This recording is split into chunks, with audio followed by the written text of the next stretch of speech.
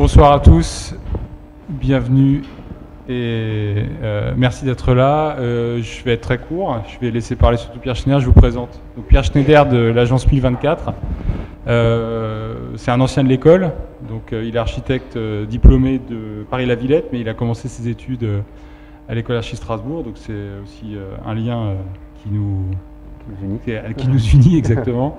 Et donc, après avoir fait ses études d'architecture, d'avoir son diplôme d'architecte, il a été un des créateurs de l'agence Exist. Et plus tard, en 2007-2008, l'agence Exist s'est un petit peu éclatée. Et avec François Wünschel, ils ont créé l'agence 1024. Donc on a essayé on a invité Pierre Schneider dans le cadre du séminaire Image et Architecture qu'on anime en Master 1, Master 2 avec Anne-Sophie Kerr. Et on a voulu le faire venir parce que les préoccupations de 1024 sont vraiment à mi-chemin entre tourner autour de l'architecture et de l'image, de la question de l'éphémère dans l'architecture, de l'événementiel. Et il y a une grande poésie, vous verrez, qui se dégage des œuvres qu'il va vous montrer. Beaucoup de préparation technique, beaucoup de données à mettre en œuvre, et en même temps beaucoup de poésie qui se dégage des œuvres. Donc on est très heureux de l'accueillir ici à l'école. Et puis Pierre, je te laisse la parole. Merci à toi. Oui. 1, 2, 1, 2. C'est bon, ça marche? Eh bien, bonsoir à tous. Merci de l'invitation. Merci Anne-Sophie. Merci Fred de m'inviter dans cet amphithéâtre qui a donc effectivement été le mien en 95. Dans cet amphithéâtre, nous étions réunis pour commencer nos études d'architecture. Alors, je vais vous présenter effectivement le travail qu'on mène au sein de 1024 Architecture, qui évidemment est issu d'un parcours et d'une série de projets en amont qu'on a menés avec Exist, que je vais prendre en partie aussi pour vous raconter un peu cette trajectoire, qui, je pense que c'est intéressant dans une école d'architecture de montrer d'où on vient et où est-ce qu'on va. 1024 architecture, c'est simplement pourquoi 1024 architecture, c'est parce que 1024 c'est une résolution de standard, 2 puissance 10, c'est un nombre binaire, 1024 pixels souvent par 768 pour une résolution d'écran ou de vidéoprojecteur, et on travaille justement sur des architectures augmentées par de la lumière, des pixels et de la matière, de la donnée numérique. Donc la conférence que je vais vous présenter s'appelle Architecture et lumière éphémère, qui sont un peu trois mots, trois notions qu'on manipule activement au sein de notre travail. Et juste par rapport à l'éphémère, de revenir ici, c'est quand même très touchant toujours. Et ça me rappelle le premier jour dans cet amphi, où j'étais installé vers là, un truc comme ça, où il y a une enseignante dénommée Madame Gérard, avec qui j'ai eu quelques déboires par la suite, mais qui nous a dit ce premier jour d'architecture, qui a fait une citation dont je ne sais plus du tout de qui elle est. Si jamais vous le savez, ça m'intéresse de le retrouver. C'est les architectes ont une chance, les médecins ont une chance sur les architectes, c'est que leurs erreurs ne leur survivent pas. Et donc je pense que ça a été très traumatisant pour moi ce jour-là. J'ai compris pas mal de choses et j'ai un peu, je pense que cette phrase a été fondatrice de pas mal de mon parcours, de mon orientation et de pas mal de choses qu'on a développées par la suite, avec tout d'abord, effectivement, dans le cadre d'installation habitée, avec le groupe Exist. Donc Exist, c'est d'abord 5 étudiants qui se sont rencontrés sur le banc, les sièges de 7 amphithéâtres. Donc c'était Philippe Risotti, Gilles Burban, Nicolas Héninger, François Wünschel et moi-même, qui par la suite avons créé 1024. Donc ça, c'est juste pour vous montrer une petite image de nos débuts, et c'est notre diplôme d'architecture. C'est le site d'intervention de notre diplôme d'architecture. Et pour ce diplôme, on a voulu déjà prendre le contre-pied un peu des critiques qui étaient faites aux architectes souvent, c'est-à-dire qu'ils construisent rarement ce qu'ils ont conçu et ils habitent encore plus rarement ce qu'ils n'ont pas construit mais qu'ils ont conçu. C'est-à-dire qu'on s'est dit, être architecte, souvent, c'est un peu comme ça que c'est perçu et on voulait en prendre le contre-pied. Donc on a décidé de faire comme diplôme d'architecture un diplôme construit et habité. Donc on a fait une installation en structure légère, en structure échafaudage, qu'on a construite réellement avec nos petites mains et qu'on a habité pendant 5 semaines à 5 étudiants et avec tous les gens de brassage et de passage qui sont joints au projet. Et on a mis en scène ensuite notre diplôme proprement dit sous la forme d'un procès, parce qu'on trouvait que l'analogie entre la forme d'un diplôme d'architecture avec son jury et un procès était assez proche. Donc on a littéralement mis en scène ce truc-là avec un procès, un juge, un avocat. Donc c'était déjà aussi un premier pas vers le monde du spectacle dans lequel on est aujourd'hui. Un autre projet qu'on a mené avec Exist en 2004, c'est République éphémère. C'est un gros workshop d'étudiants qui sont arrivés dans une halle industrielle. On a organisé un jeu de construction où tous les étudiants avaient un kit de construction et qui construisaient eux-mêmes pour faire un habitat collectif, des espèces de cités éphémères de 500 habitants. Et je reviens sur l'image d'avant, ça c'est une espèce de vue satellite, micro-satellite du projet et de la ville une fois réalisée. Et ça, c'est une captation qu'on a fait avec une micro-caméra qu'on a accrochée à une canne à pêche et qu'on a accrochée à un caddie qu'on a circulé, voilà, qui nous a permis de faire une captation et de reconstituer cette espèce de vue en plan, vue satellite du projet. C'est un aspect important de notre travail, effectivement, parce qu'on a toujours travaillé en captation aussi vidéo, parce que comme la plupart des installations et des projets qu'on faisait sont éphémères, ce qui nous reste après, les traces, c'est des photos, des vidéos, qui montrent un peu tous ces processus et ces projets. Donc les outils de captation ont toujours été très importants et on a toujours détourné des caméras, des micro-caméras pour se les approprier, pour tirer de tout ça les documents qui me permettent aujourd'hui de vous raconter ces projets.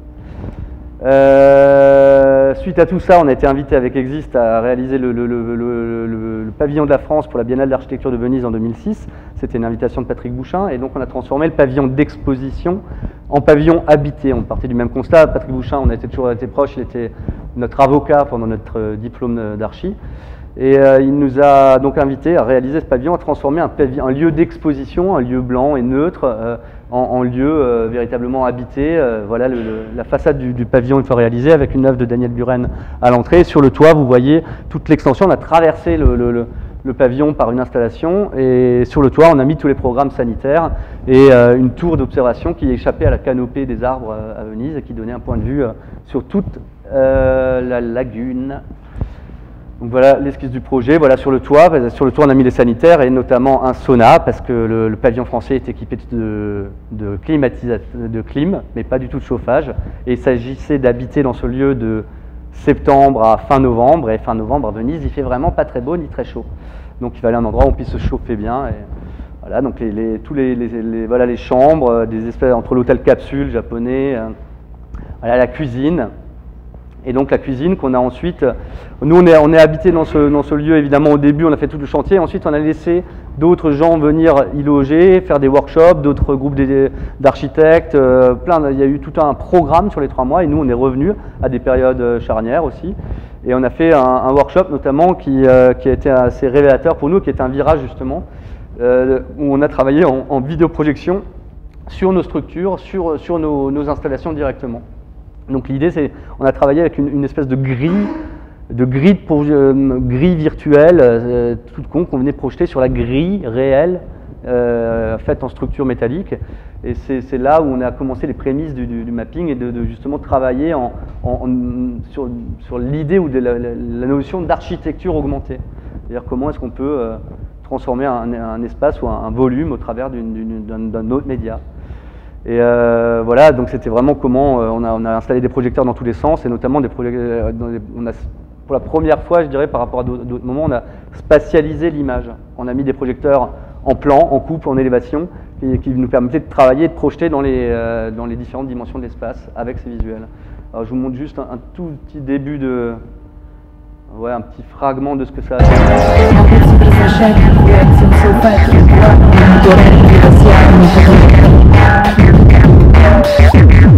Donc voilà, c'est vraiment une grille.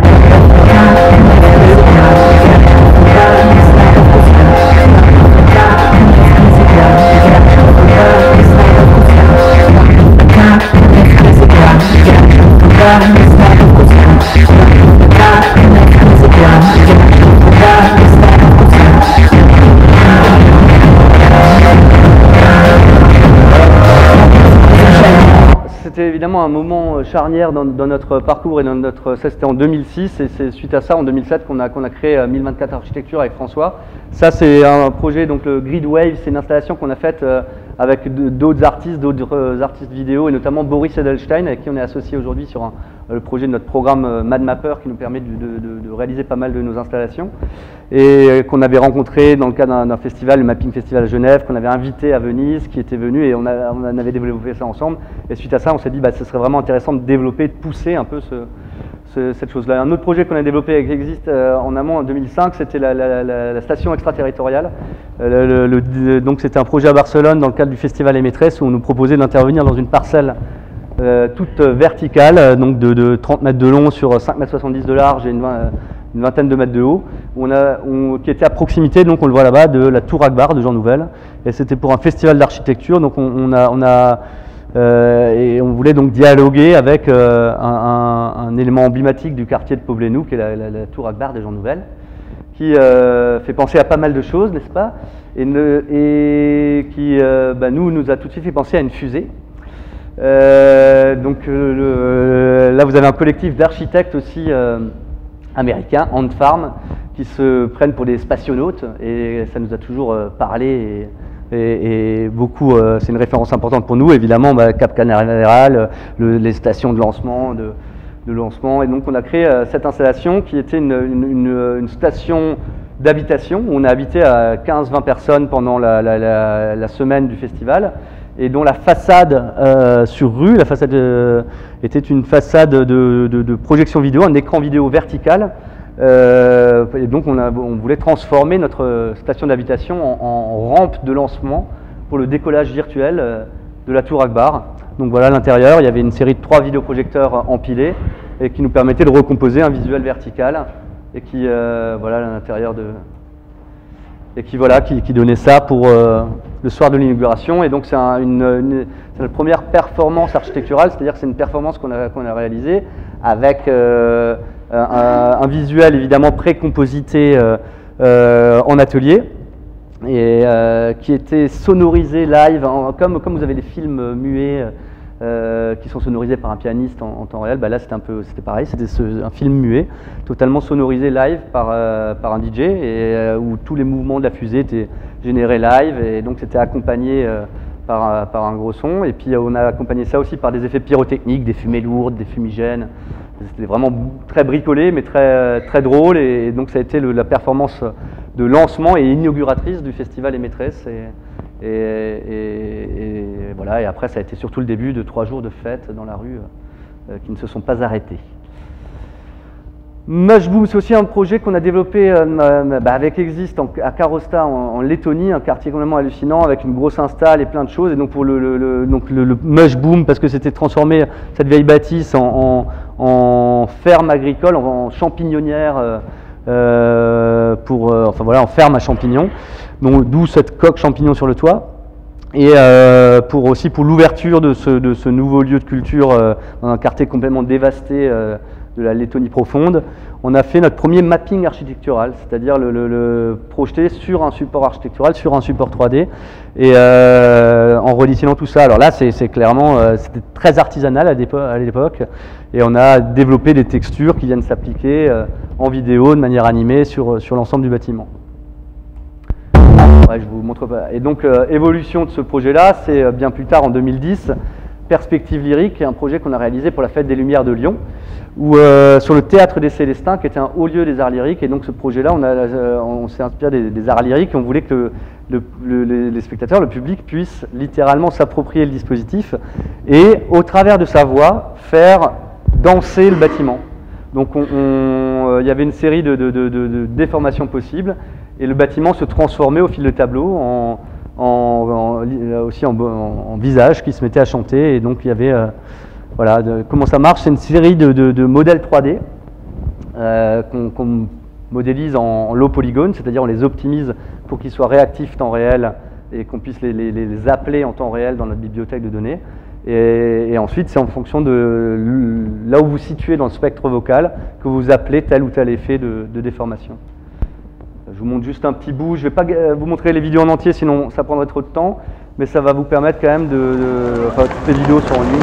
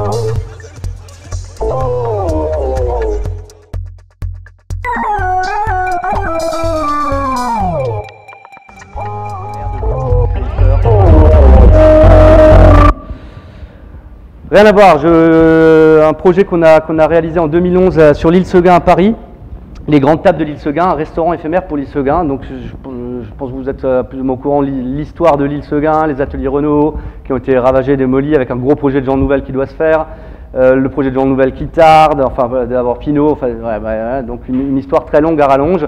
Et donc ils ont décidé de faire un parc sur cette île en attendant que le projet se réalise. Et sur ce parc, ils ont fait un concours pour avoir un restaurant et un lieu de vie, un bar, restaurant, guinguette, qui permettent qui rendent ce lieu convivial et qu'on ait envie d'y aller. Et donc c'est un projet un concours qu'on a remporté associé avec les grandes tables, qui sont donc des restaurateurs. C'est Fabrice Lextrait qui a ouvert les grandes tables du 104 à Paris, mais à l'origine c'est la Friche Belle de Mai à Marseille, et qui ouvre plein de restaurants dans des friches et des lieux culturels comme à Calais, etc. Et donc on était associés, c'était ça qui était intéressant, c'est que c'était un concours, on était associé directement à un restaurateur, donc le futur usager, et à un chef cuistot pour avoir une espèce de proposition cohérente sur l'ensemble du projet. Il fallait évidemment que le chantier soit réalisé assez rapidement et surtout qu'il soit réversible, c'est-à-dire qu'on puisse disparaître aussi très rapidement. Donc notre proposition, ça a été d'utiliser des containers pour tout ce qui est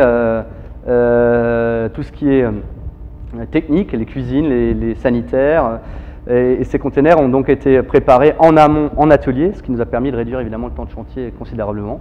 Alors pour la petite pub, cette image a été prise à Bichevillers. C'est la société Cirque avec qui on réalise beaucoup de projets, qui est basée ici en Alsace. Donc voilà, tous les containers de l'île Seguin ont été réalisés dans notre belle région. Le projet, alors, donc c'est une installation qu'on a fait qui fait à peu près une quarantaine de mètres de long. Ce qui est rigolo dans ces projets, dans ces structures-là, dans beaucoup de projets qu'on développe en architecture éphémère, en architecture légère, avec ces structures modulaires, échafaudage, c'est que souvent en architecture, la problématique, c'est que le bâtiment ne s'effondre pas. Ici, nous, ce qui nous importe, c'est plus qu'il ne s'envole pas. Donc, ce qu'il faut, c'est lester le bâtiment. Donc le seul truc qu'on a condamné finalement, c'est ce que vous voyez là. On a fait une petite couche de béton de régage, on a mis nos piétements de structure échafaudage, ensuite on a mis notre treillis béton machin, on a coulé notre dalle, et voilà, les seuls éléments qui seront perdus, c'est ceux que vous voyez là, les petits tétons, et puis ensuite là, on a pu commencer à construire la structure. La structure, elle est sortie de terre en 3 jours.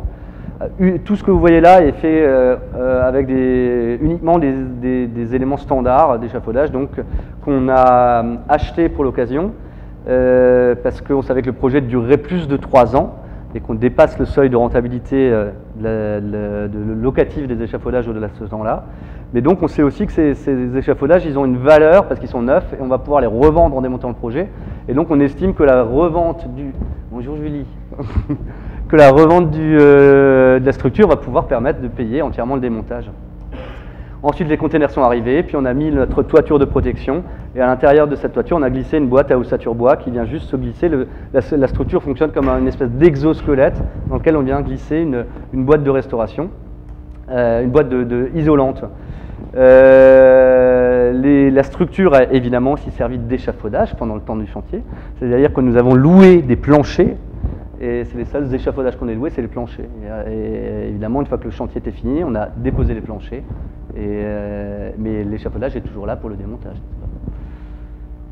Voilà la boîte qui se construit. Donc à l'intérieur, on a utilisé des panneaux acoustiques, des panneaux de fibralite. Alors c'est un matériau qu'on connaît bien, qui est utilisé dans plein d'endroits, souvent de manière un peu ingrate. Il est utilisé, que j'ai pu le constater, dans les plafonds des toilettes de votre nouvelle école. C'est des panneaux qui sont en standard en 2 mètres par 60. Nous, on les a utilisés comme beaucoup de matériaux, de choses qu'on utilise, dans leur dimension standard, sans les retravailler, sans les découper, de manière aussi à leur conférer un potentiel de recyclabilité maximum. Et simplement pour que ce soit un peu plus élégant, c'est une petite référence à Tadao Ando, n'est-ce pas, qui utilise des plaques de coffrage format tatami. Ben, nous, on utilise des panneaux de fibralite, format fibralite, et qu'on a simplement mis en œuvre avec des petites rondelles d'acier rouillé, à l'image un peu des petits poinçons que vous avez sur les tatamis, les petits boutons de tatami qui viennent fixer ça et leur donner un petit peu côté un peu plus sexy. Et donc voilà la salle de restaurant avec sur toute la façade sud des ouvrants au format fibralite. Voilà. La vue vers Boulogne et la magnifique tour de Jean Nouvel que vous voyez là, qui est un concept de non-tour. C'est lui qui l'appelle, trois volumes empilés avec des écritures dissociées de manière à ce que dans le paysage urbain, on n'ait pas l'impression que ce soit une tour. C'est assez drôle parce que ce projet, il est en transversal dans l'île de Seguin et du coup il est face à Boulogne et il tourne le dos à Meudon. Il fait une espèce de trait d'union entre la colline de Meudon qui est très cousue et le nouveau Boulogne et tout le trapèze qu'ils sont en train de construire avec beaucoup d'architecture moderne. Voilà l'entre-deux, donc justement l'endroit où il y avait les planchers d'échafaudage qui ont permis de construire d'un côté la toiture, de l'autre côté le mur. Alors ce qui est intéressant, c'est que dans ce principe-là, souvent en architecture, on construit des murs qui ont pour fonction évidemment de séparer le dedans du dehors, mais aussi de se protéger des intempéries et du froid. Et donc la fonction d'un mur, c'est de tenir debout et séparer et protéger du dehors. Et là, cette fonction, elle est éclatée, avec la structure en échafaudage qui est au milieu, le parapluie transparent qui est d'un côté, qui protège de la pluie, et ensuite notre boîte en bois, isolante, qui, elle, n'est pas du tout étanche. Et donc, voilà, c'est l'ensemble de ces fonctions qui sont un peu éclatées, la sous-face. Donc, l'idée, c'était aussi de décoller cet ouvrage du sol, pour la simple et bonne raison aussi que quand on est sur l'île de Seguin, on est sur une île, en plein milieu de la Seine, mais on ne voit pas du tout l'eau. Parce qu'il y a eu les crues de 1910, et là, Papy Renaud, il a dit « Ouh là là, ça craint, je vais surélever toute mon île de 8 mètres ». Donc il a tout surélevé de 8 mètres, et quand on est sur l'île, ou qu'on soit dans l'île, on ne voit plus l'eau. Et donc on s'est dit, c'est quand même dommage, on n'a même plus la perception d'être sur une île. Et donc en montant de 4 mètres, on retrouve complètement, au point de vue dégagé, la présence de l'eau et tout ça. Alors je vous montre quand même une petite coupe, histoire de montrer des documents d'architecte, n'est-ce pas ? Un plan aussi, voilà, donc salle, toute en longueur, toutes les fonctions techniques en container. On a mis aussi l'ascenseur dans un container, donc qu'on a mis verticalement. Ça a été très compliqué parce que les ascensoristes se protègent de tout et puis ils ne voulaient absolument pas mettre un ascenseur dans un container. Donc on leur a dit, mais non, finalement on fait ça en structure métallique. Ok. On a utilisé un container qui s'est passé, quoi. Donc voilà le projet, quelques jours après son implantation et sa livraison, avec toujours évidemment un travail de mise en lumière. Ça c'est donc le soir du vernissage proprement dit, et de la fête d'ouverture. Et le produit qu'on utilise là, c'est un néon d'enseigne. Souvent, vous voyez, restaurant, c'est écrit avec des néons flexibles, enfin des néons fins, combien là, pour faire l'écriture. Là, c'est le produit, la nouvelle technologie pour ces produits-là, c'est un néon LED, donc basse consommation, un néon flexible en LED. Et au lieu d'écrire restaurant, on voulait que le bâtiment soit sa propre enseigne. Ça, c'est, n'est-ce pas, l'enseignement de Las Vegas qui nous a appris tout ça. Et donc, on a voulu surligner le bâtiment lui-même de manière à ce qu'il se signale de par lui-même. Donc voilà la fête d'ouverture et le projet à l'île Seguin avec sur la droite le container vertical qui fait signal et ascenseur pour nos amis les PMR. Alors autre chose, rien à voir, voilà la panacée, je rebondis là-dessus parce que c'est un restaurant qu'on est en train un espace d'accueil, bar-restaurant qu'on est en train de livrer dans un centre d'art à Montpellier. Et projet, voilà le site d'intervention. Alors c'est malheureusement un peu la réalité de l'architecture aujourd'hui, c'est-à-dire beaucoup de placo-plâtre, des espaces blancs avec beaucoup de placo. Et donc c'est un espace qui ne nous inspirait absolument pas au début. Dans lequel on n'était pas du tout excité pour y intervenir et on a dit non au début et puis force de enfin voilà, on s'est fait convaincre par la directrice du centre d'art de quand même faire ce projet et c'est aussi que c'est une ancienne école de pharmacie qui est un bâtiment historique en plein cœur de Montpellier et qui a été totalement évidé. Il y avait une cour intérieure qui était soi-disant assez belle et qui a été modernisée et qui est un peu glaciale maintenant. Le seul élément un peu vrai qu'on a pu découvrir là-bas, c'est des ventelles et des panneaux de ventilation rouillés. Et donc la présence de ce matériau, le seul vrai matériau, c'était de l'acier rouillé. Donc c'était le seul élément d'accroche qu'on a eu. Et donc on s'est dit...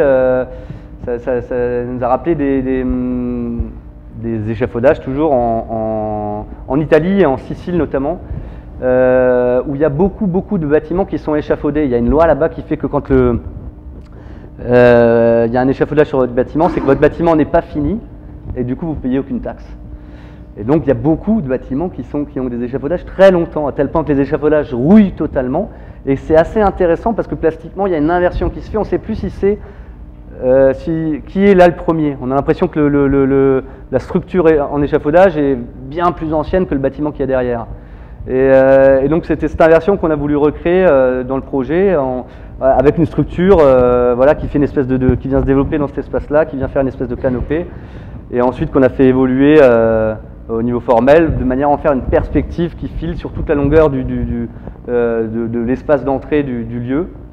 Et donc c'est une série de travées, il y a exactement 24 travées, donc le projet on l'a appelé 24 lignes, parce que donc voilà, on s'est fait livrer des tubes bien rouillés, et on a commencé à monter notre espèce c'est une espèce de bestiole, de scarabée qui vient se glisser dans cet espace-là, avec une perspective conique accentuée, et voilà la structure qui se monte, voilà le projet. Aujourd'hui, pas tout à fait livré, il y a encore pas mal de choses à caler, et notamment l'intervention lumière. En fait, chacune des travées est elle aussi surlignée par une ligne de néon flexible, et chacune de ces 24 travées est contrôlable individuellement. Et donc là, c'est l'étape qui nous attend, on va y aller fin de semaine prochaine pour aller coder ça, et l'idée c'est que ces 24 lignes de lumière soient donc contrôlables pour qu'on puisse y injecter une espèce de programme organique. Quand le restaurant ou l'accueil, bar-restaurant du lieu sera en activité, évidemment, on pourra dimmer et contrôler l'ambiance lumineuse, mais dans les moments de creux ou dans les moments plus festifs, on va pouvoir travailler sur une série de comportements lumineux. L'idée, c'est que le bâtiment, dans ces moments de pause ou de calme, on puisse y injecter des respirations lumineuses où l'ensemble des travées vient respirer tranquillement, ou bien au contraire crépiter si jamais par hasard un DJ viendrait y mettre un peu de musique, on ne sait pas. Architecture événement, justement, d'autres projets, ça aussi c'est un projet qu'on a développé avec Exist en 2006 dans un festival, c'était notre première intervention dans un festival de musique, où on intervenait en tant que collectif d'architectes, de créateurs numériques aussi. Donc c'est Countryside Submarine, l'idée c'était un festival en plein milieu des champs, et on voulait immerger le public dans un espace visuel et sonore. Donc on a fait cette installation qui faisait aussi 35 mètres de long, et dont l'arrière du projet, donc vous voyez les esquisses, le travail graphique et le projet réalisé, avec les petits points noirs, c'est une série d'enceintes. L'idée c'était qu'on transforme, qu'on immerge les gens dans donc cet espace architectural et visuel en remplissant ce sous-marin d'eau. On voulait donc on a fait une série de contenus vidéo en atelier, soit en 3D, soit en en filmant des aquariums, et donc on remplissait d'eau cette architecture.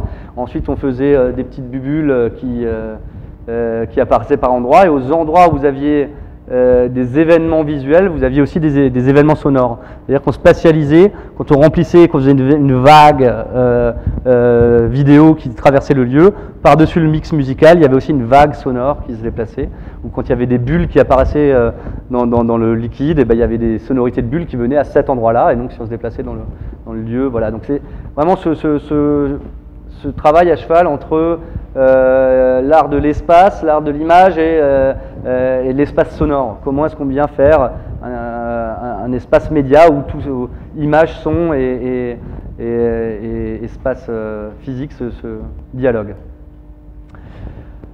Square Cube, c'est un projet qu'on a fait pour un musicien. C'est donc notre première scénographie pour dans le cadre du monde de la musique électronique. Ce que vous voyez à l'écran, c'est donc une maquette, parce que en tant qu'architecte, on travaille donc régulièrement avec les outils des architectes, les maquettes, les plans, les coupes, etc. Et donc là, c'est une maquette sur laquelle on a fait toute la création de visuel de ce projet-là. Voilà un petit test de contenu vidéo qu'on a développé pour ce truc-là. Donc pareil, le projet, c'est un cube de 6 mètres, avec dans l'espace central la cabine pour le musicien, pour Étienne de Crécy. Et ensuite toute une série de contenus graphiques qui viennent jouer en anamorphose sur l'objet construit.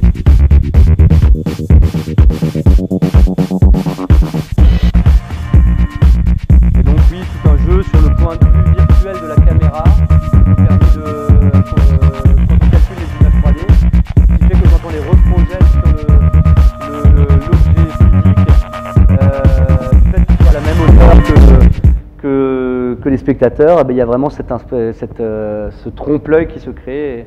Et donc, voilà ce que ça donne donc en réel avec Étienne de Crécy au milieu. Dans le monde de la nuit aussi, un autre projet qui est le Social Club qu'on a réalisé à Paris en 2008. C'est un projet qui joue aussi de l'espace et de la lumière. Donc c'est un projet qu'on a dû réaliser en très peu de temps et qui donc proposait une espèce de reconfiguration du lieu. C'était déjà une boîte de nuit avant qui s'appelait le Triptyque, et des nouveaux propriétaires s'y sont installés pour le transformer en social club, plus axé sur la musique électro. Et du coup, ce lieu, on l'a fait repeindre entièrement en noir pour gommer toutes lignes dans l'espace, et on a entièrement redessiné avec une peinture transparente, une peinture invisible, mais qu'on révèle et qu'on réveille avec la lumière noire. Donc vous voyez sur le rail de néon qui vient lier l'ensemble du lieu, tous les mètres à peu près, vous avez une petite néon de lumière noire qui fait que quand on allume la lumière noire, bah, ça vient révéler toute la grille, tout le matrissage au mur et au sol, et qui disparaît quand on éteint les néons, avec toujours évidemment une petite structure cubique qui fait cabine DJ au fond. La boombox était donc dans la continuité du dispositif de ce travail qu'on mène sur topo-projection, mapping vidéo sur structure échafaudage. Et ben voilà, le pitch de la boombox c'était de faire une scène DJ, et donc on est parti de l'idée de faire une espèce de ghetto blaster géant, une boombox, littéralement, où on remplace le radiocassette par une cabine DJ, par un vrai musicien. Donc c'est un projet qui fait 16 mètres de long, 8 mètres de haut, et sur lequel on vient donc évidemment créer une série de contenus vidéo. Donc il y avait vraiment dans notre travail les trois aspects donc, de création scénique, architecturale, l'objet construit, physique, la création de contenu visuel, qui vient évidemment être créé spécifiquement pour l'objet et pour la monnaie nature et la typologie de l'objet. Et ensuite, voilà, donc une série de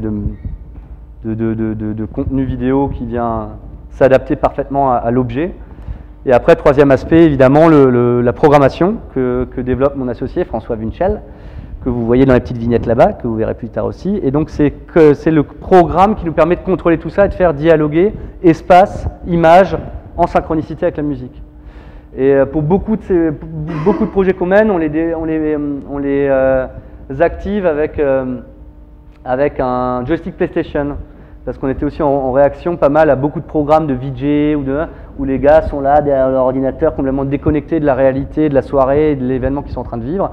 Et donc on voulait que ce soit beaucoup plus ludique, et donc l'ordinateur on le mette de côté et qu'on puisse jouer directement avec la réalité à laquelle on est confronté. Et c'est pour ça qu'on utilise beaucoup cet outil-là comme outil de contrôle.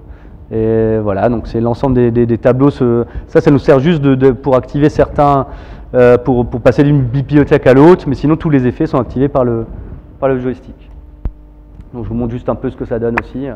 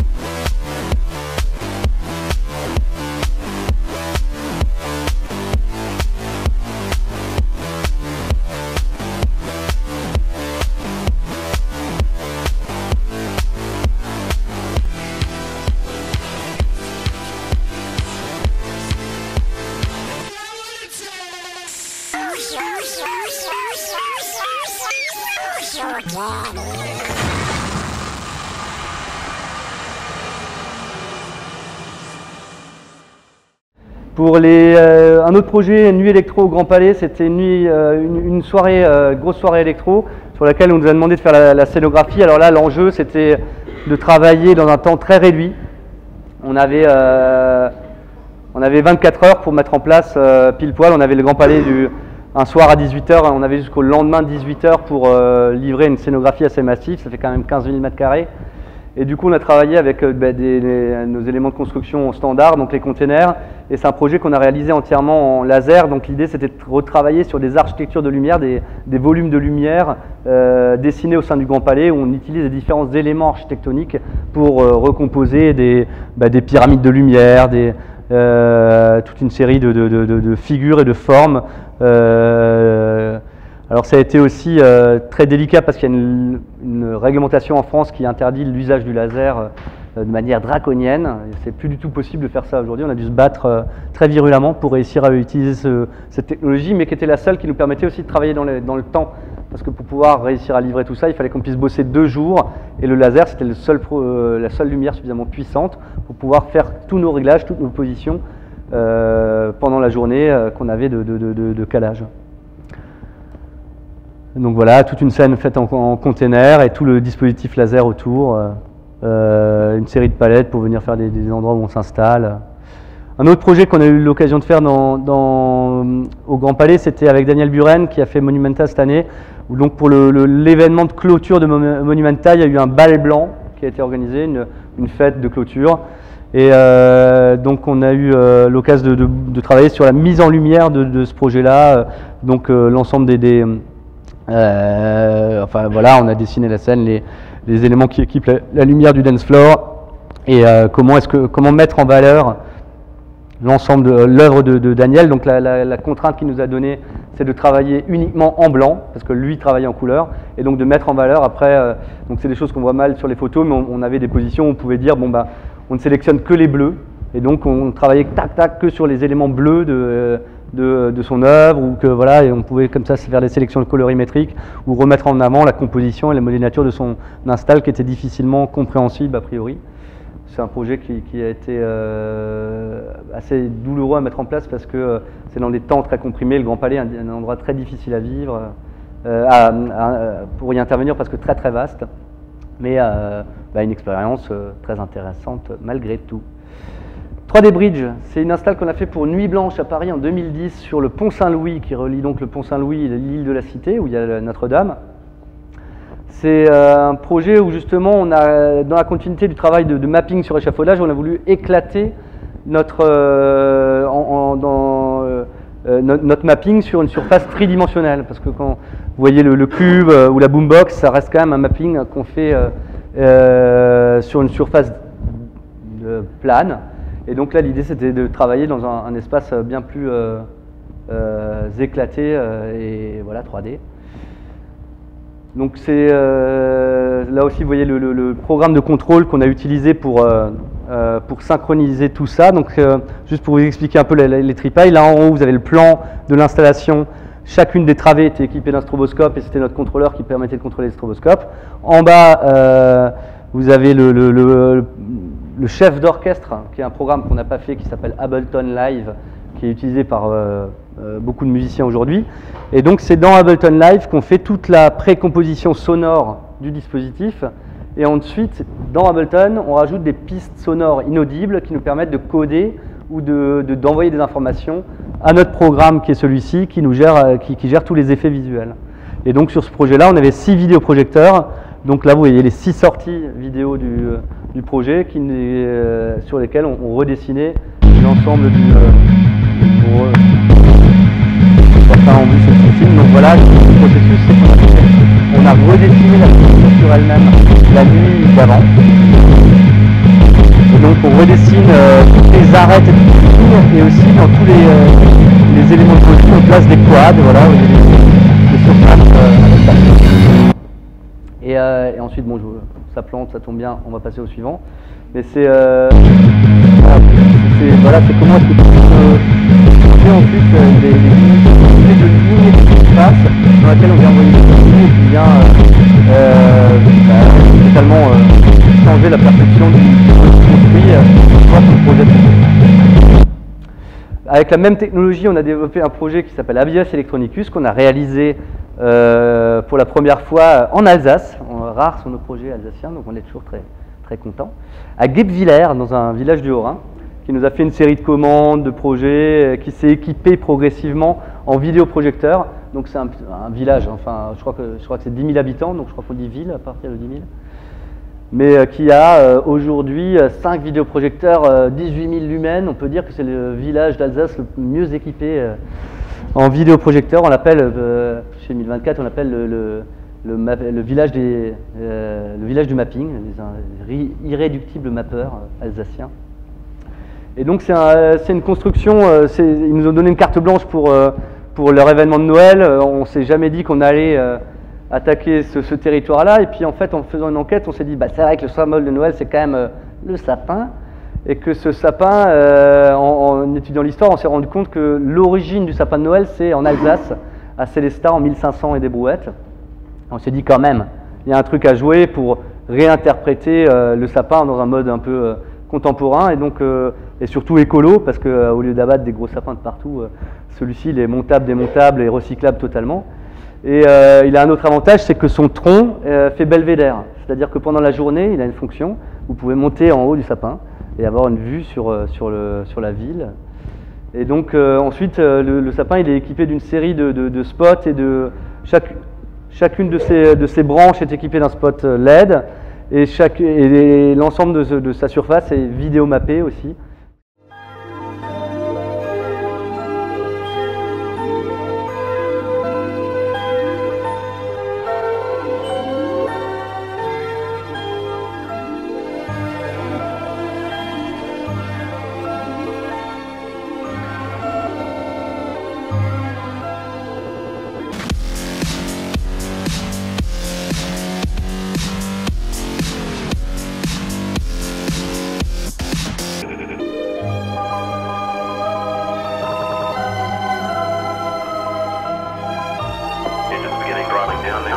At 94%, 4%. Little drop down to about 65%.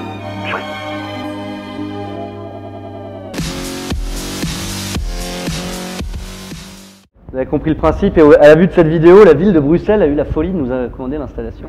Donc on a eu l'occasion de rééditer ce projet l'hiver dernier à Bruxelles sur la Grand Place. Alors on était évidemment très contents parce que C'est une place classée au patrimoine de l'UNESCO, patrimoine mondial, avec évidemment l'hôtel de ville emblématique et la maison du roi en face. Et ces deux bâtiments, notamment toute la place de Bruxelles va être équipée d'éclairage. Et ce qui est intéressant pour nous, c'est que pour ce projet-là, on a pu récupérer le système de contrôle des éclairages des bâtiments publics et donc travailler sur une synchronicité entre notre projet Habeas Electronicus, donc l'arbre électronique, et les façades historiques de la ville. Et bon, c'est un projet qui a fait une grosse polémique locale, peut-être parce qu'on a terminé notre spectacle par un sapin un peu gai, et ça n'a pas plu à certains du milieu voilà. Donc là aussi, il y a évidemment un petit film compte-rendu de ce projet-là. On a entièrement revu le spectacle dans sa bande-son, dans son rythme, dans plusieurs choses, et aussi dans l'échelle du projet, c'est-à-dire que ce projet-là, il faisait 25 mètres de haut, et la passerelle qui est à Belvédère, accessible au public là-haut, était à 19 mètres, simplement parce qu'on s'est mis à l'échelle de la pièce urbaine dans laquelle on se situait, c'est-à-dire qu'on voulait juste échapper aux toitures des bâtiments pour retrouver un horizon et un point de vue sur l'ensemble de la ville. Donc évidemment, on ne dépassait pas l'hôtel de ville majestueux, mais tous les bâtiments, tous les autres bâtiments, on échappait quand on était sur le point de vue du Belvédère. Un autre projet dans le monde de la nuit et de la musique électronique, on a eu la chance de pouvoir jouer à Strasbourg, au Zénith, il y a, je sais plus, c'était 3 semaines, je crois, un truc comme ça. Je sais pas, peut-être qu'il y en a qui étaient là, qui ont vu? Ouais? Ah, ça fait plaisir. Et VTLZR, c'est donc le raccourci pour Vitalizer.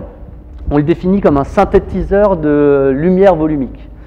Alors, comment ça marche? C'est donc une structure échafaudage, toujours, avec une série à l'arrière des écrans LED miroitants, qui permettent de travailler avec pas mal de reflets et de choses. Et à chaque mètre de cette grille structurelle, on a une lumière asservie, une lumière motorisée. C'est des projecteurs qu'on appelle les Sharpie. C'est des petits projecteurs motorisés qui ont la particularité d'être très puissants, avec une focale et un faisceau très serré, des bâtons de lumière.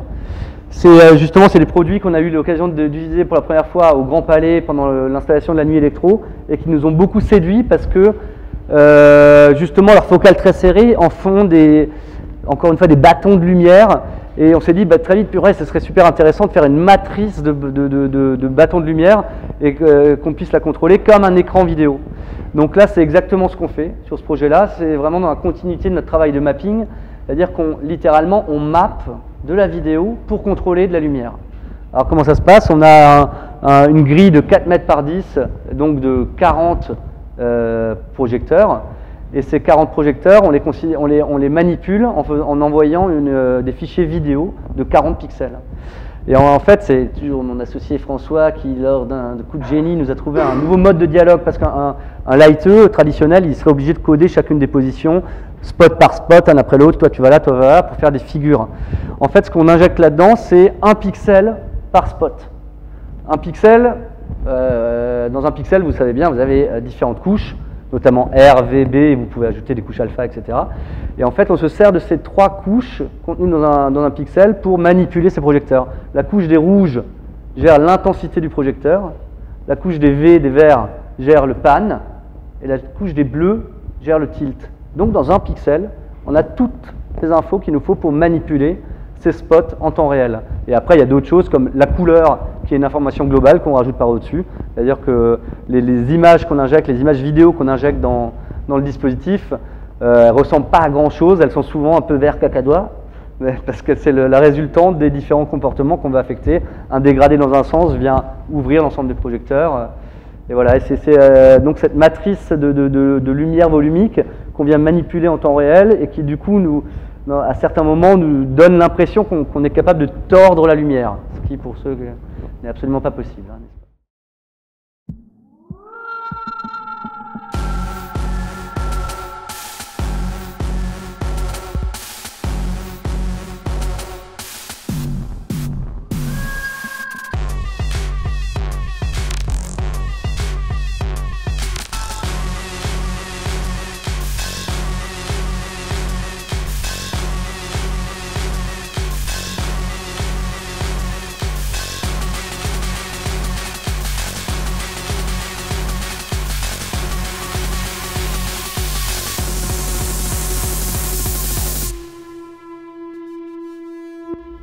Donc voilà, c'est un projet qu'on a réalisé en fin 2012 et sur lequel on travaille, comme tous ces projets-là, c'est des projets qui tournent et donc on a l'occasion de voir et de revoir à différents endroits, différents festivals, différents lieux.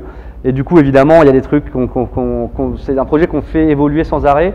Et c'est avec Pascal, avec Vitalik, donc on est assez d'accord sur un principe, c'est-à-dire qu'on travaille le projet jusqu'à ce qu'on en soit pleinement satisfait. Et le jour où on fait le show dont on est vraiment content, on s'arrête. Corps et lumière, d'autres expérimentations à d'autres échelles.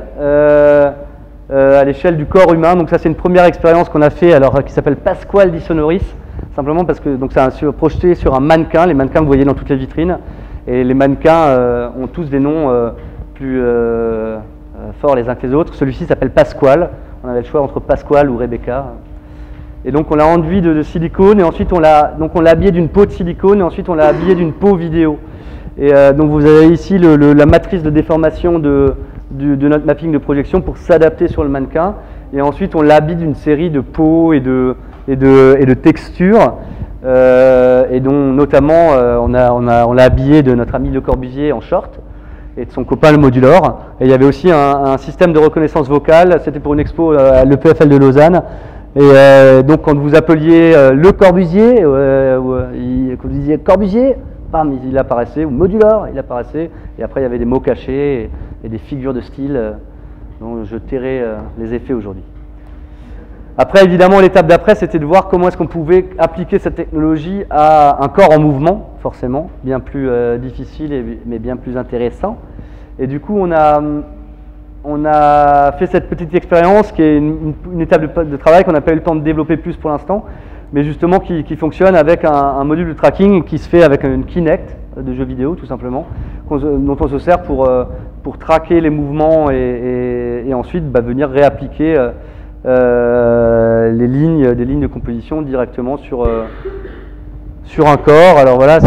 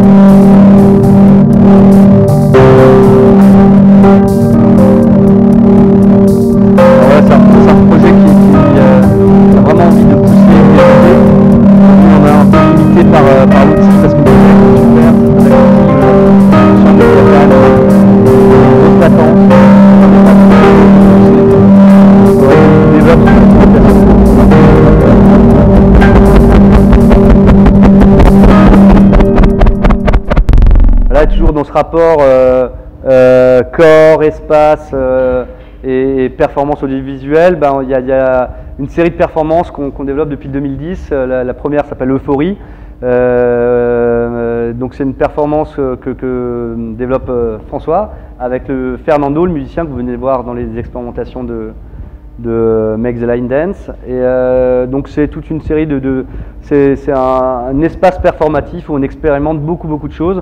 C'est un projet qui a beaucoup tourné dans les festivals d'art numérique, une petite forme de 30 minutes qui permet justement d'appliquer toutes les recherches visuelles et d'avoir une petite forme qu'on peut tourner, qui a été aussi invité, qui a été joué Euphorie au Festival des Artefacts aux Osphères l'an dernier. Et voilà, et puis là actuellement c'est l'étape 2 qui s'appelle Crise, vu la situation actuelle, en écho à tout ça. Avec, donc c'est un dispositif de vidéo mapping sur des cartons. Vu les temps qui courent, on a fait une scénographie on ne peut moins onéreuse, n'est-ce pas? Et pareil, donc c'est un système où on vient remapper directement toutes ces petites boîtes et avec une série d'instruments customisés. Là, vous voyez une cravate lumineuse qui fait violon, que François a développé, qui fait de la musique et qui contrôle la lumière. Enfin, voilà, c'est toute une série de petites formes d'expérimentation où voilà, on travaille sur des mises en profondeur de ces boîtes et de ces cartons. Et évidemment, tout finit par péter avec des casques rétro-futuropunk à lumière contrôlée par DMX aussi. On espère venir jouer ça à Strasbourg bientôt. On va en parler à Thierry Danier. Ce serait bien. Alors voilà, dernier aspect de notre travail, c'est évidemment la création d'outils. Comme vous voyez, on utilise beaucoup d'outils préfabriqués, évidemment, notamment dans la construction. On utilise des outils low-tech, échafaudage, filets de chantier, manufacturés, disponibles, louables. Et on a cette même logique sur les outils informatiques qu'on utilise. Mais il y a des outils comme le joystick PlayStation ou la Kinect qu'on utilise et qu'on détourne de leur fonction primaire. Mais il y a aussi toute une série d'outils qu'on crée spécifiquement pour nos projets. Donc là en haut, vous voyez le programme de contrôle du dispositif du cube d'Étienne de Crécy, qui est un tout petit programme tout simple. Et en fait, justement, c'est des programmes qu'on fait et qui n'ont pour fonction que de faire ce qu'on leur demande, c'est-à-dire de s'appliquer spécifiquement au projet. Donc c'est des programmes tout petits qui ont une fonction, c'est-à-dire faire ce qu'on leur demande pour ce projet appliqué. Voilà donc les joies du programming. Donc voilà l'écran de mon associé François. Voilà ce à quoi il ressemble et son quotidien. Et voilà, ça nous permet de faire toute une série de petits modules et de petits plugins, notamment beaucoup pour Quartz Composer. Et aujourd'hui, on développe de plus en plus l'ensemble des plugins nous-mêmes en association avec d'autres programmeurs pour pousser plus loin un peu tous ces outils-là. Voilà, des outils génératifs qui permettent de générer du contenu graphique temps réel qui réagit à des paramètres sonores ou autres. Voilà le programme Tetra Tennis du projet qu'on a fait pour Bercy, pour le Masters de tennis, où on faisait un show de 2-3 minutes pour l'entrée des joueurs sur le court. Et du coup, là, il y a plusieurs données. C'est aussi un programme qu'on contrôlait avec un joystick PlayStation, parce que toute l'animation devait être contrôlée temps réel pour s'adapter au temps d'arrivée des joueurs sur le court. Et voilà, donc, et un programme, donc MadMapper, ça c'est l'outil de mapping qu'on a développé, donc en association avec GarageCube, donc Boris Edelstein, où je vous ai déjà parlé. Et c'est parce que pour beaucoup de nos projets, on avait besoin de cet outil-là, donc on l'avait développé dans Tetra Tennis. Vous voyez en bas, là, c'est le petit module de mapping, donc c'est l'ancêtre ou l'origine de MadMapper. C'est ce petit outil-là, et puis on s'est dit, ce serait quand même bien de le développer, qu'il soit plus performant, qu'il y ait telle option, et qu'il soit accessible. Donc on s'est associé à GarageCube qui fait des programmes informatiques, qui fait notamment Modulate, un logiciel de VJing. Et pour faire cet outil-là, voilà l'interface de MadMapper avec l'espace source où vous récupérez le contenu vidéo ou le contenu graphique que vous pouvez venir adapter dans un espace réel en fonction de votre cône de projection. Donc c'est simplement un outil de déformation temps réel, c'est le POM-T, le contrôle-T de Photoshop, où vous pouvez faire des déformations de perspective, mais appliqué à de la vidéo temps réel. Et après, évidemment, on a développé des petits plugins génératifs de contenu où vous pouvez directement dessiner dans MadMapper vos contours. Il y a un outil qui s'appelle le Space Scanner qui permet de transformer votre vidéoprojecteur, quand vous le cumulez à un appareil photo, en scanner. Donc ça nous permet de transformer quelque part le projecteur en appareil photo, enfin en tout cas de retrouver une image qui est le point de vue précis du vidéoprojecteur, ce qui est très, très utile forcément pour remapper depuis le VP précisément. Voilà, toujours sur des cartons, des workshops. On fait beaucoup de workshops pour former les gens, les étudiants, beaucoup dans des écoles d'art, à utiliser MadMapper, qui est vraiment pas très complexe. MadMapper, du coup, c'est évidemment l'outil dont on s'est servi pour le projet Perspective Lyrique. Et aujourd'hui, on développe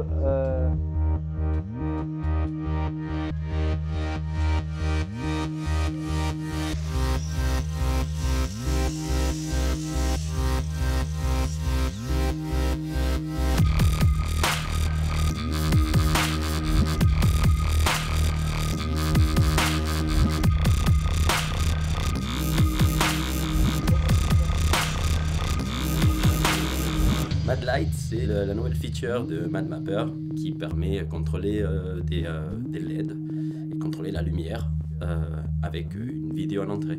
Et donc l'idée c'est de transformer les images en lumière à travers des fixtures DMX, donc des éclairages, des projecteurs, des barres de LED. On peut avoir dans Modulate des images qui réagissent au son, qui ensuite sont éclatées sur des LED et de la projection, c'est une souplesse incroyable. So crazy.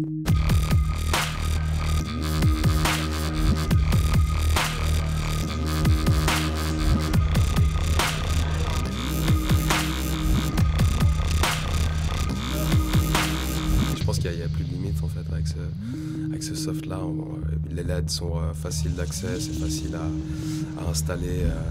Il y a tout qui devient réalisable en fait. The structure is it's like a wireframe mesh full of lights, and it took like 10 minutes to understand what to do, and then let's say 3 hours in total to have the whole structure mapped. And with MadLight, you know, we get to the content.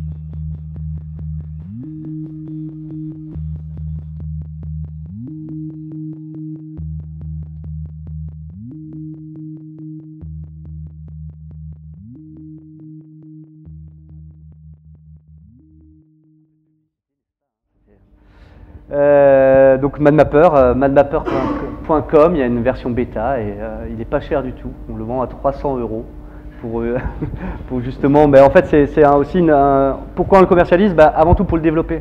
Les gens que vous avez vu intervenir dans la petite vidéo, c'est beaucoup des programmeurs avec lesquels on travaille. Un programmeur, c'est très cher et du coup, ça nous a permis de trouver une économie propre à ce projet pour pouvoir développer de manière viable sans que ça nous coûte trop d'argent l'outil dont on a besoin et de manière de le démocratiser et de permettre à beaucoup de gens de s'en servir. Et du coup, voilà, aujourd'hui sur quoi on bosse, c'est ça, c'est comment déplier l'espace physique de manière à pouvoir le replier en image ou en lumière. Et voilà, là actuellement on travaille sur une MadSphere qu'on vient remapper, donc c'est un dispositif qui était pour le Mapping Festival il y a un mois à Genève et qu'on est en train de retravailler à une échelle bien plus importante pour une installation à New York ce mois-ci. Et voilà, et donc je termine là-dessus et sur un petit hommage à mon associé François Wünschel au milieu, Boris Edelstein en dessous avec qui on travaille donc sur le programme MadMapper et au-dessus notre assistante Cynthia Campolese. Merci. C'est court, hein, ça,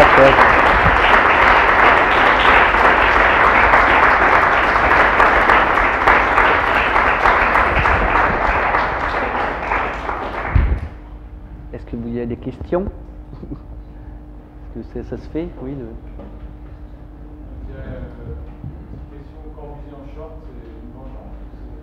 Ouais, c'est un peu tout. C'est entre le Corbu, enfin voilà, pour moi j'ai quand même, on a vécu dans le père Risotti nous avait amené dans la Briée, tout ça, on a vécu là-bas. Non, c'était super, moi j'ai quand même beaucoup de respect pour Le Corbusier, son travail, etc. Je trouve que c'est un bon architecte, un bon peintre, c'est juste un très mauvais urbaniste.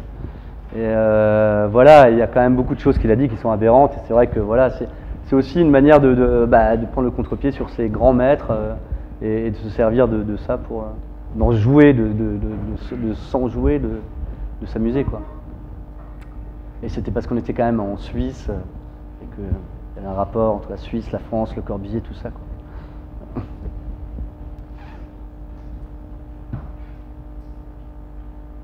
Ah. Quand vous travaillez avec des musiciens, vous avez déjà un projet ou ceux qui Ah non, pas du tout. Ouais. Étienne, il savait pas du tout ce qu'il voulait, c'était plutôt presque l'inverse. C'est nous qui, en revenant de la Métavilla de Venise, On s'est dit, bon, là, il y a un truc à jouer, il faut le développer. On avait déjà l'idée était déjà là quelque part, et nous, on a plutôt cherché un musicien. Donc on a, après évidemment, une fois qu'on a rencontré Étienne, il nous a fait écouter son album et qu'il voulait jouer en live, on s'est dit, bon bah effectivement c'est un univers 8 bits, minimal, 8 bits, simple, carré quoi. Donc on lui a dit, ce serait bien de travailler avec une forme géométrique simple, il n'y en a pas 36, on les voit tous sur notre contrôleur PlayStation justement, tu as le rond, le carré, le triangle et la croix. Sauf qu'il se trouve que la triangle était déjà prise par certains Daft Punk, n'est-ce pas, dans le milieu, la croix aussi, par Justice. Donc on s'est dit, il reste le rond et le carré. Le carré, c'est plus simple à construire en échafaudage.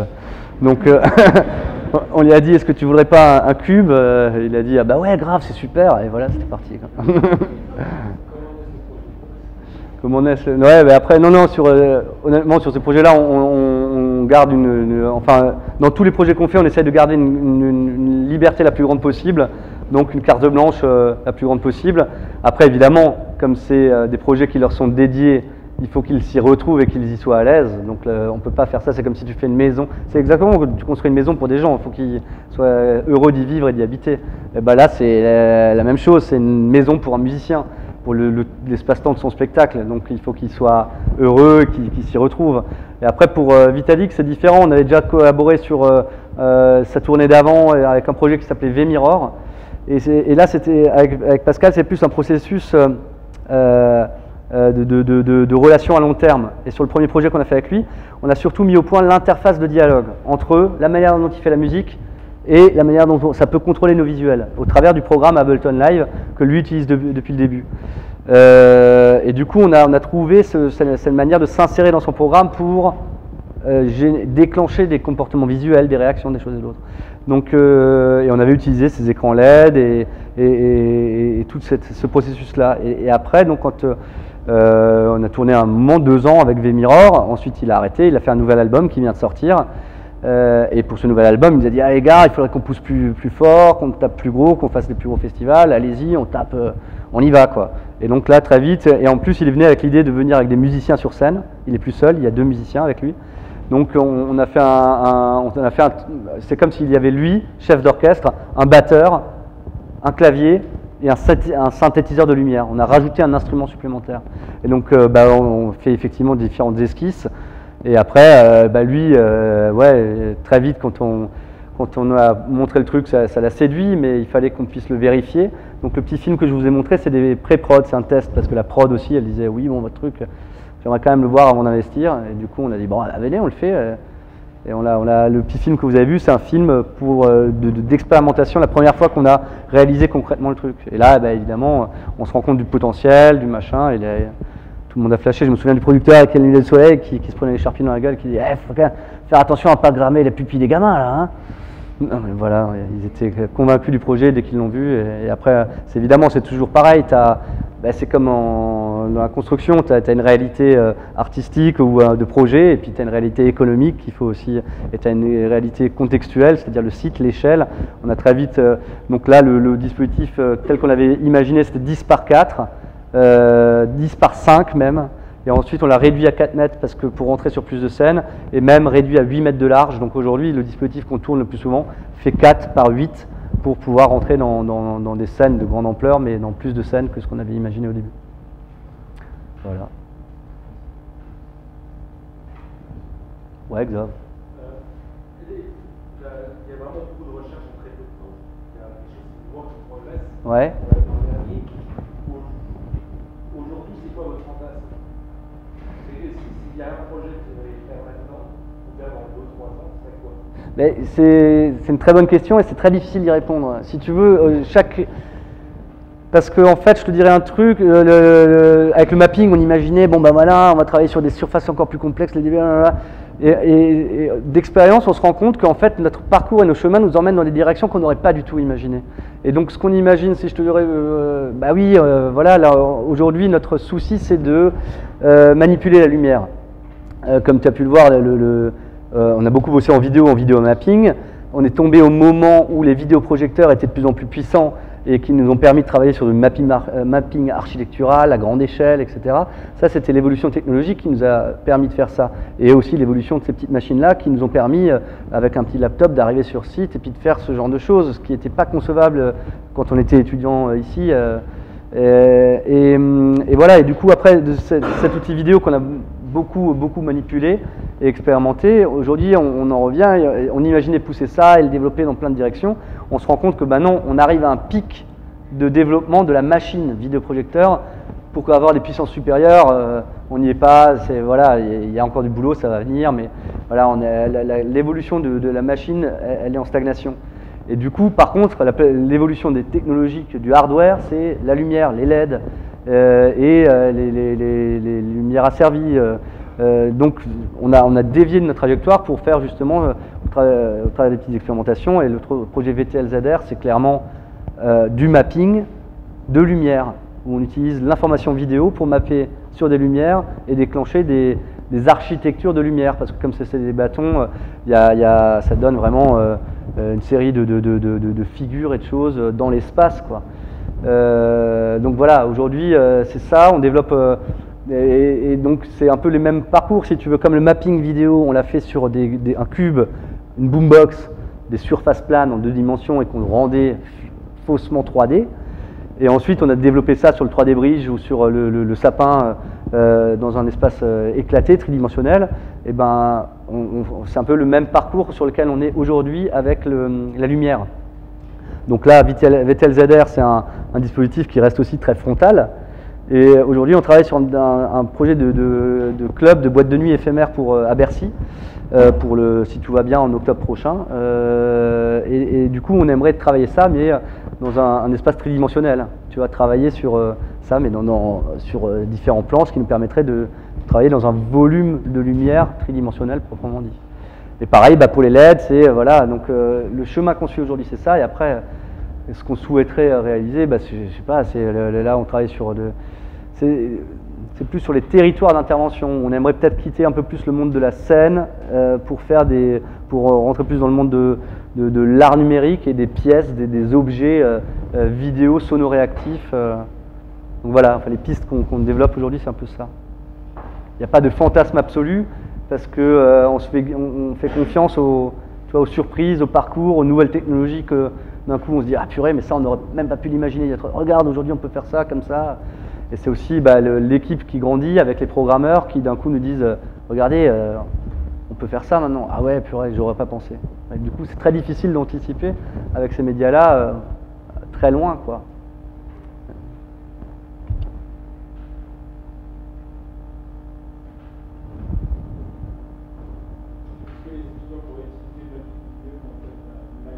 Oui, bah oui, évidemment, c'est pour ça qu'on monte ça en architecture. Hein.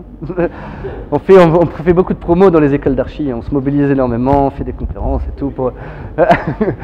Ouais, bah oui, c'est évidemment un outil le mapping vidéo, c'est une technologie qui est utilisée dans plein de monde aujourd'hui. La communication, la publicité l'a beaucoup récupéré, mais évidemment en architecture, en analyse architecturale, on peut imaginer beaucoup de choses.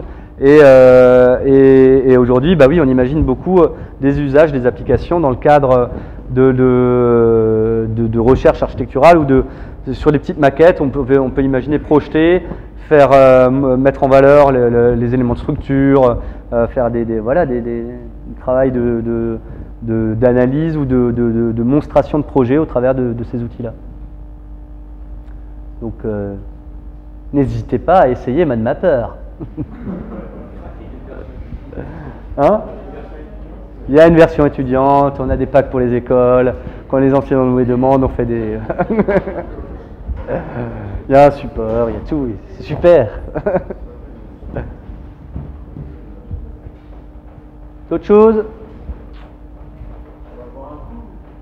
Bah, j'espère, je sais pas. Très bonne question, Guillaume. Je dirais oui, j'ai envie de dire oui. Oui, non? On va boire un coup, quoi. Bon. Merci à vous.